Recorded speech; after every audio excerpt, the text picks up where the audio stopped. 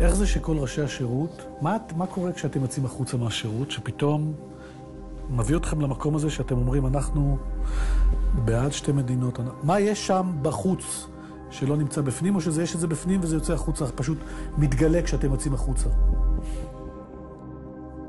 אני חושב שאתה עושה קצת הכללה בצורה של השאלה מה קורה לראשי שירות כשהם יוצאים החוצה במובן הזה.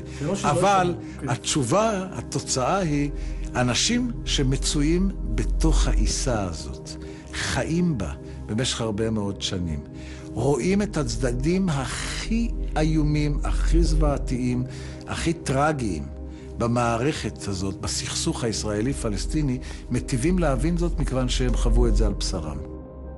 רק מי שהיה שם וראה שיש גם אוכלוסייה אחרת, שרוב רובה של האוכלוסייה הפלסטינית רוצה בהסדר.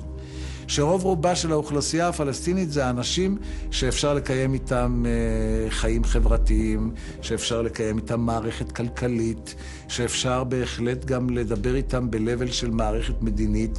מבינים בסופו של דבר שנידונה עלינו הישיבה באותו חלק של העולם שהקדוש ברוך הוא הביא אותנו אליו. ואם אנחנו לא נשנה את המציאות, הסבירות שהמציאות תשתנה מעצמה שואפת לאפס.